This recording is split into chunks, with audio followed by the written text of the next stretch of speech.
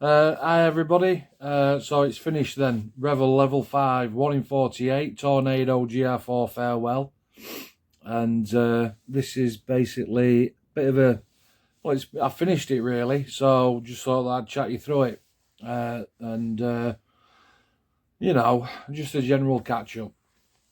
A couple of shout outs first, just to people that I've not really been able to see because of the last couple of weeks. I've been back at work after being furloughed for so long. So, Jess Coleman, hi mate, hope you're well, and thanks a lot, buddy.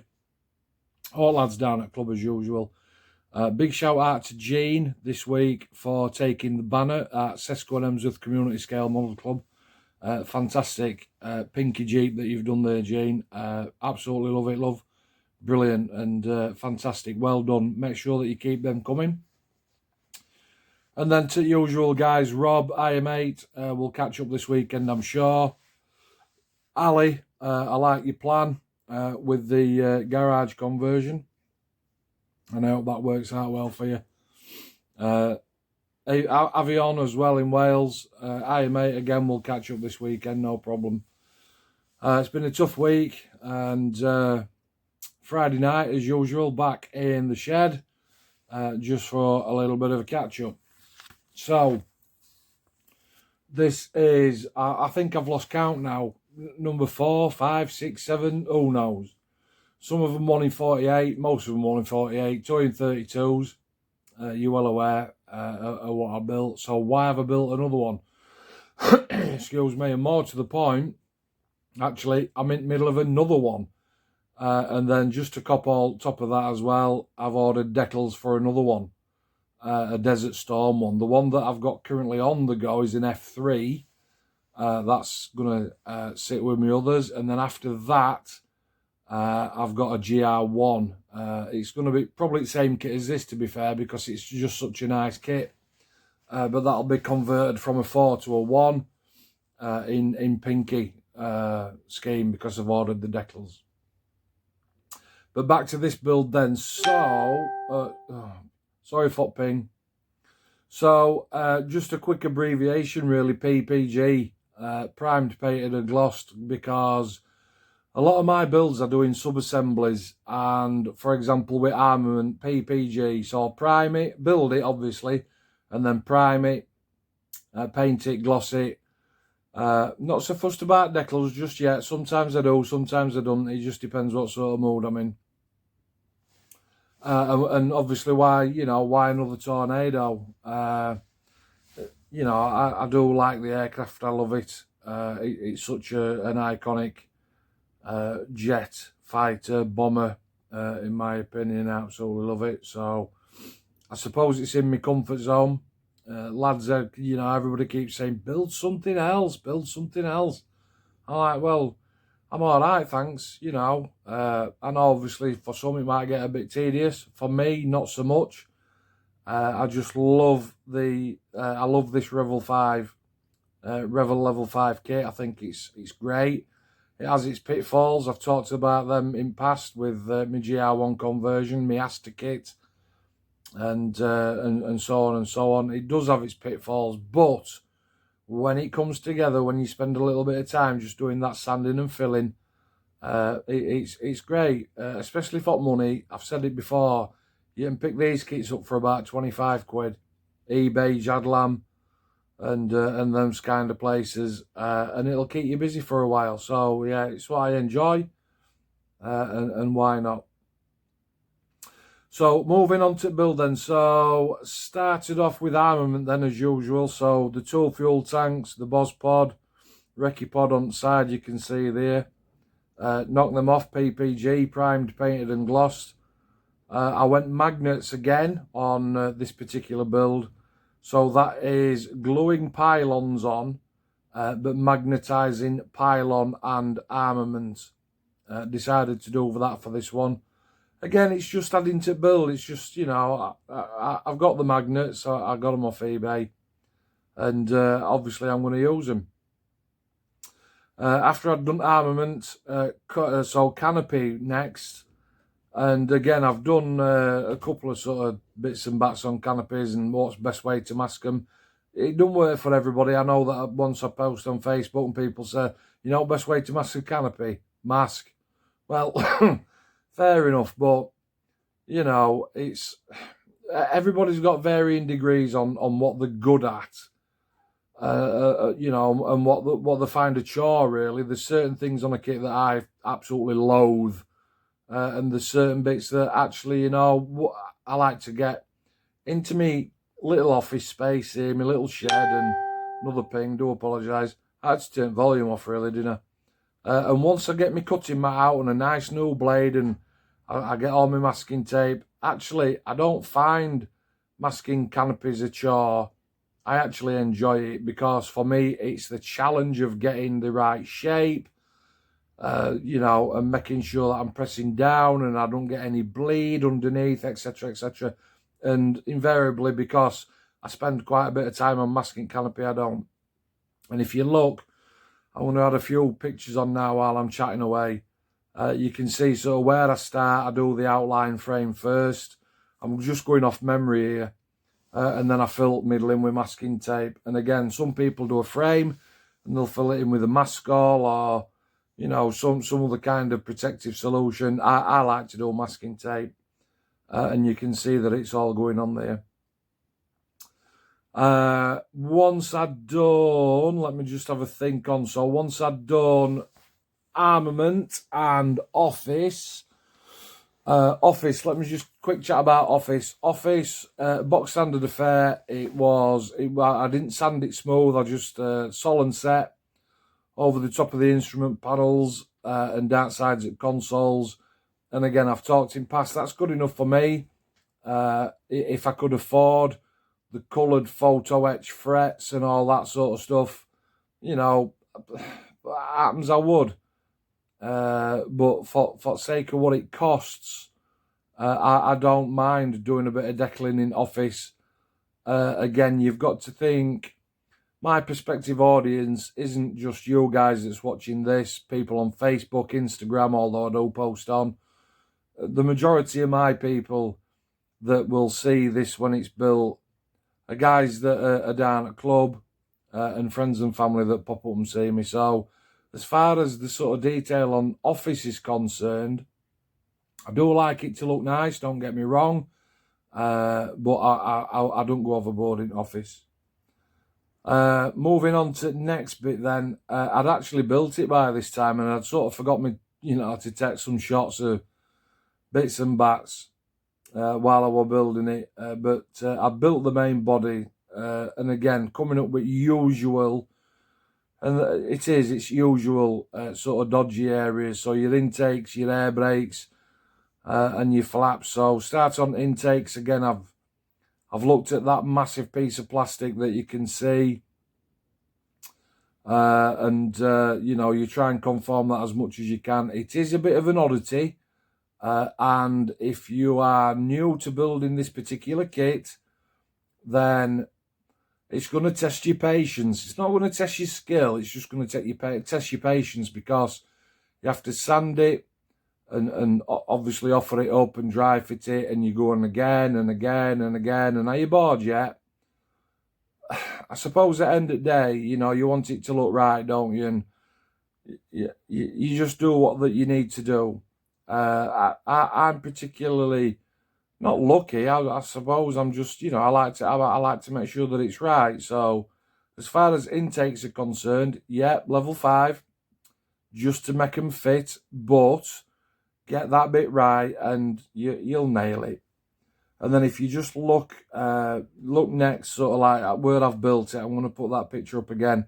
So from memory, it looks like I've got the full body on, but I've left the air brake housing out. And again, I'm going to add a couple of pictures just for your reference, really, just to show you that, you know, it can go wrong in that area, especially if you put the air brake housing in. And if you've built this kit and you've put your air brakes housing in, and, you know, if you're nodding at screen now saying, yeah, that's all right, bitch, to sort of like get right, because you know it's right, it protrudes out, it don't fit right. Those two little ramps that's underneath, they ought to be set forward about 2 mil in my opinion.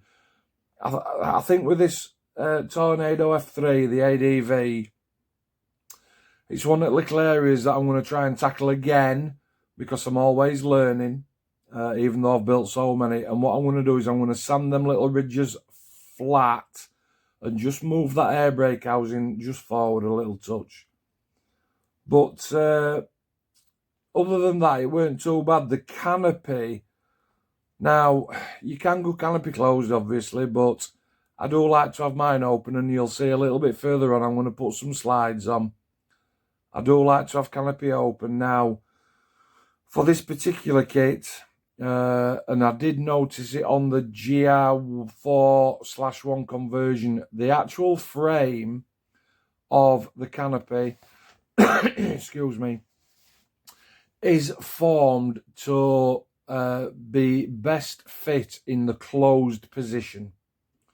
And I'm just going to add a photo now that shows that if you have it in the open position, it just don't quite fit right. It's not lush. It's just not lush enough. So you just have to do a little bit of work there.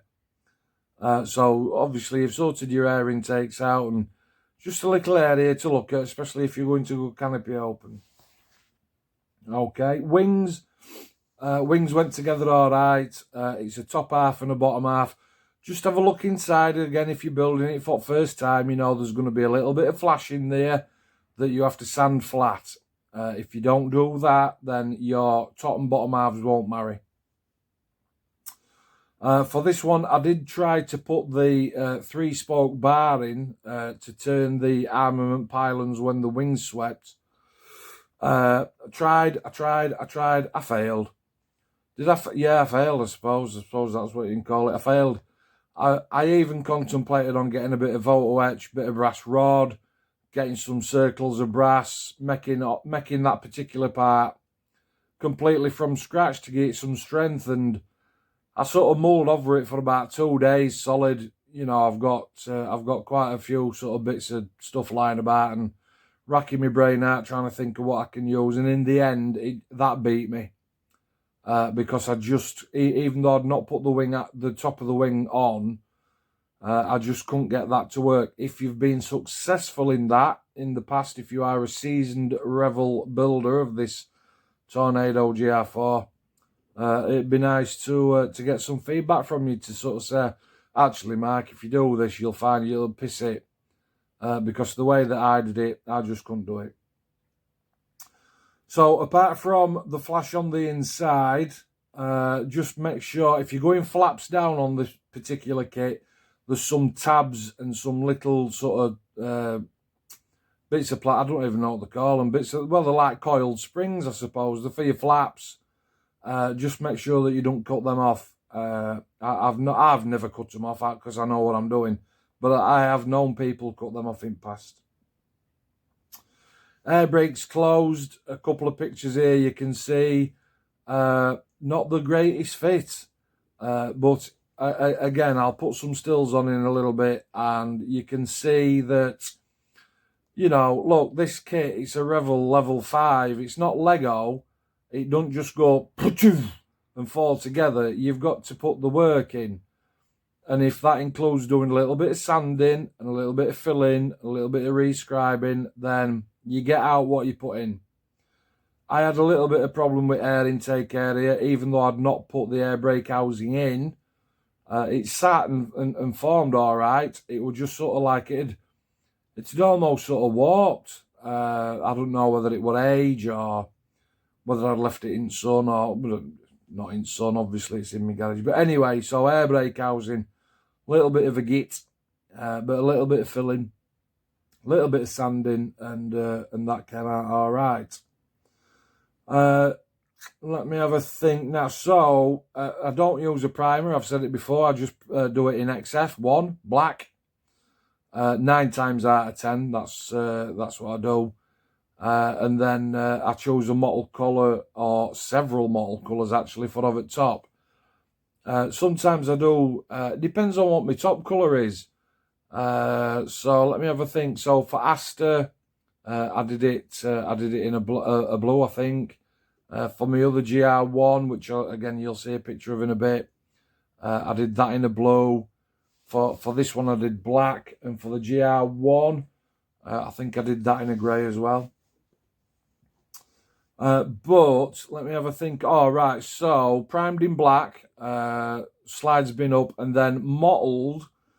Now then, XF25, what colour of choice? Because I do use Tamiya, and I thought that XF80 were a little bit too light, and I didn't want to start fannying about saying, well, if I use XF80 and add a little drop of sort of, you know, XF54, a really dark grey, I might as well just go with closest colour that I've got. I looked at box art, and you can see that there. I'm not a million miles off. I know that we're in artificial light. An XF25 light sea grey, that sort of did it for me. So mottling each individual panel, I've got a 0.15 needle in the infinity, which does let me get in close. I'm not going to lie, it's grey. I turn the pressure down to, I don't know what you're running at. You know, in the past I've run at sort of like 15 to 18. Surprisingly, I've been able to turn down to 5 psi with this particular airbrush, because once you dial in at the back and you've got your trigger set right, 5, as long as your paint's thinned all right, 5 psi for me were absolutely superb. Once I'd modelled it then, I've got straight over to the top then with XF25 again, as, you know, this is about distancing now and not getting too close that you're going to sort of bathe it and drown it in paint, and not getting too far away where you're getting tip dry all the time. You've just got to find that happy medium. And when you get into airbrushing, and the people that do it, that are watching this, they'll know, you will know, you've got to find that balance between too far, too close, right pressure, right viscosity on your paint. It all adds into the mix. But once you get it right, the paint goes down really, really well. Adding on to XF25, again, I'm just going to pop that next picture up. You can see on this particular build, I've also got XF12, which is, I think it's a JN grey, if memory serves me right, and XF19. And again, that's picking out individual panels, not to the point that it's a completely different colour. I'm talking now I'm talking about blending. So you've got your top colour on, and now you're blending the sort of like each individual panel, either in the centre or around the edge of the panel. XF12, XF19, XF54, which is your dark sea grey. There's even some XF54 on. And then when I'm looking at it, and I'm looking at Google, I'm getting onto IPMS Tornado SIG, and hiya guys, hope you're well. And you're looking, especially, you know, the reference photos that you get. I get quite a few of my pictures from, there's a group on Facebook. It's the Mac Loop guys, LFA7s. And I get a lot of pictures from them, and the sort of tonal variation, really, if you will, on the different panels is unbelievable. You know, you're talking, I've used XF12, 19, 25, that's 3, 54, 63 and 66 on this particular paint job. That's 6 different shades of grey, not 50. And when you look at the reference photos and you think, well, 6, chuffing hell, you could have used 16, because there's just so much tonal variation, especially with birds that have seen service. Obviously, you know, the ones that we see at air shows that have been cleaned down and valeted and all that sort of stuff, you know, you can't really see panel lines and ripples in the metal, the polish to chuff, and everything looks gorgeous. But you chuck one of these birds up in air and send it out for 250 miles, it comes back a totally different colour. So, a little bit of, I've missed a bit out. On fin, I had to put a bit of filler. I better show you that now. and a little bit of filler on air brake housing. I'll add that slide as well. So basically, I've added all them colours and then I've painted it. All right. Distancing is premium. Let that dry. We're not in a rush. Nice and steady away. Picking out things like slightly different colours on the gloves, on wing gloves, slightly different colours on the top edges of the wings, on the leading edges, that kind of thing. And then once you're happy with paint job, it's just a matter of glossing it then. What had I done? I think because I'd primed it in black and then done the grey, I didn't really want to do tail and spine again, so I actually masked all that off. And again, I didn't use bendy tape, I just used normal yellow straight Tamiya tape. And if you take your time, use a cotton bud, cocktail stick to press it in, excuse me again, you can get a really tight fit. And actually, I didn't need any touch-ups with her at all. So, moving on, Glossy Alclad 2, that is my gloss of choice. That came recommended, I think, maybe 12 months since from Jez again. We all know Jez Coleman. And I'm sort of pulling my hair out. I've used Pledge this and Floor Polish that and, you know, Tamiya's gloss, and I've used absolutely all sorts of stuff, and Vallejo, and I just can't, it's not the gloss that I can't get on with. I'll tell you what it is, it's, you gloss your bird and you come to put your pin wash on, and what I kept finding was that I'd pin wash it with Flory, which is about as abrasive as a sponge, and every time I come to wipe it off then with my cotton bud, it just seemed to eat through the paint, through the gloss, and I just couldn't get my head around it. You know, and you're chatting to people online, and Jess says, "Have you tried that Alclad 2? No, mate. I get a bash. She says, I swear by it, mate. Go on then. And as it happens, well, I went to one at shows. I think it was Bolton last year. Chuffing hell, that seems an age ago. And it was there, so I picked one up. And that's brilliant. It's really, really good gloss. You don't need no thinning. You just stick it straight in your airbrush and squirt away. Now, it is a little bit thicker than my paint, so I use my Bart Sharp 186 for glossing and matte coating. Reason for that is it's a lot more forgiving. I've got a bigger needle in there, and my paint cup takes a little bit more liquid, if you will. I don't get tip dry with that because I'm blasting gloss out at maybe 15 psi. Good distance, but it goes down as smooth as silk. And my Bart Sharp 186, that's brilliant for that. Once I've done that, then I'm on to Decals. So obviously this is Gold Star, and the reason that I chose this particular bird, I'm sort of starting to go through a bit of a fad here on Tornadoes, because I've got a 41 Squadron, which has got the red double cross on it. I've got the GR1 4-1 / conversion thingamajig, and that's from 31 Squadron, the Bats. And then this one as well, this is a 31, I do believe, but this is the proper Gold Stars. And the reason that I wanted to do a Gold Stars one was because when I started looking into sort of tornadoes and tornado kits and squadrons and one thing and another, I found out that this particular squadron is doing away with tornadoes, and they are bringing out 2024, I think, the drone, the Predator drone. We exactly the same markings on though, with big well, it's not tornado, it's the Gold Star. Big Gold Star on little sort of, you know, down its body, I think it is, and across the front. So I wanted to do a Gold Stars Tornado before they left service. And again, that's the reason that I've chosen not this particular next build, but the Desert Storm one. I've got to do a pinky.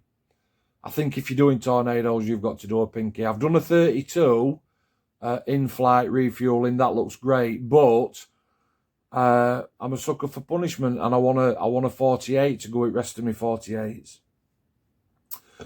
excuse me, 3 times. So, gold star on the fin. And again, I had a little bit of trouble with the Microsol and Microset on the Aster kit. That's either up or down on this particular channel. But the Aster kit, the decal, was a full tail decal, and with Solon set, it just would not conform. And do you know what? I never give it a second thought, really. I just thought, oh, one off. However, I've come to put the Tornado decal, the grey one that you can see there on tail, on this particular kit.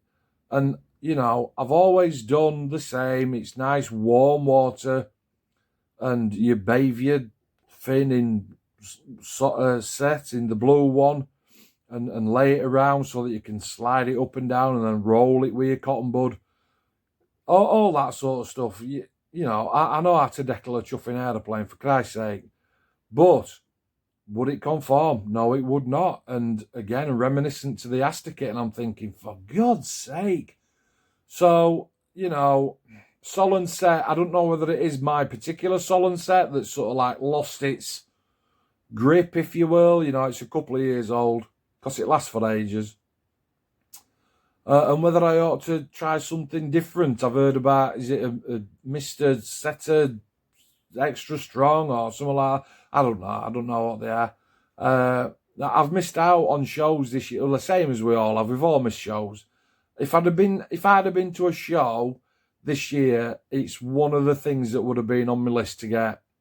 Because the Microsol Microset, I need an alternative. If you want to comment below and tell me what you use, I hate that term because I'm not really looking for, you know, a fan club, if you will. But feel free to, I'm smiling now, feel free to say, actually, Mark, have you tried this? Or have you tried that? Because I'm literally at my wit's end, especially with the big decals, trying a different sort of decal solution.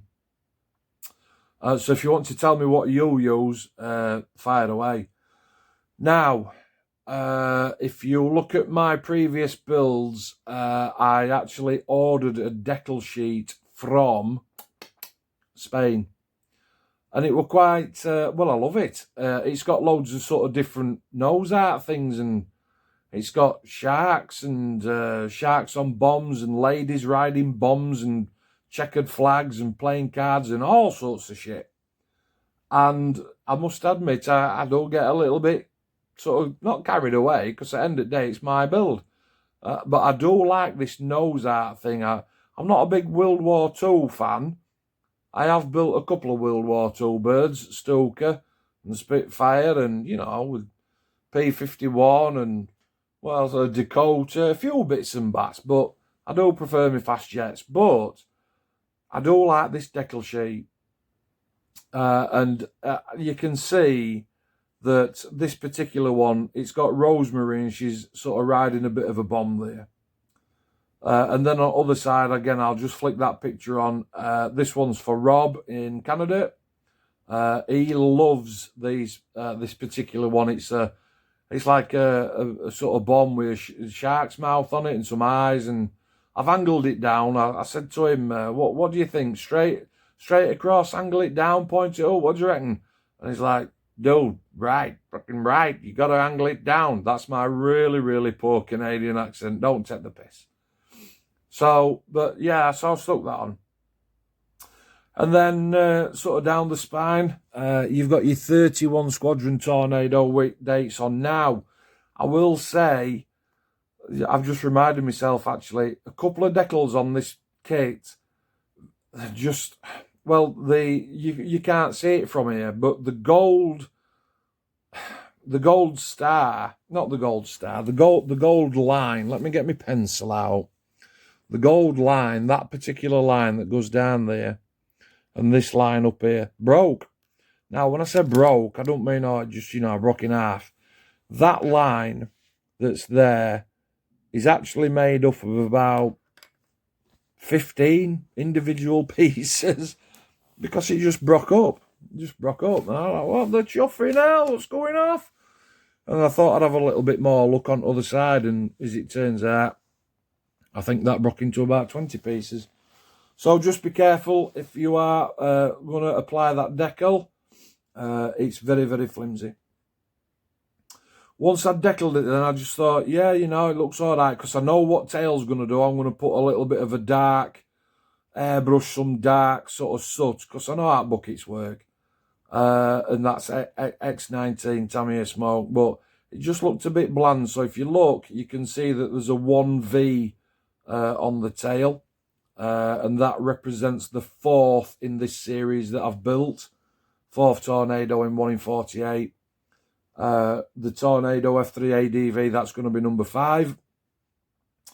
And then the Desert Storm one will be number 6. So I added that just to get a little bit of a lift. Probably not to everybody's liking, I know that, but again, you know, you're going to look at that picture probably for, you know, 8-10 seconds maximum in your life. And again, this is one of the frustrating things for me. The old saying, if it's your kit, you do what you want with it. I completely and utterly agree. Not to the point that if you want to paint it, you know, polka dot yellow, if you do, that's great. I do like to get it as close as I can, but the tail for me, it was just too bland. Even with that massive gold star on and that gorgeous silhouette of a Tornado and the Tornado and the DH on the back, it was still just a little bit too bland. It needed a little bit of a lift. So I just put the 1V on it, and I knew that even though it were bright white, I could sort of tone it down with the reversed thrust sort of soot area, if you will. So I stuck it on, and you can see Rosemary Riding Bomb there at front. And again, I had a couple of pictures and a couple of tanks and a couple of sort of strike bomb sort of things, and, you know, one thing another. Once I'd done that, so, let me have a think. Undercarriage. And again, it's one of the challenging areas.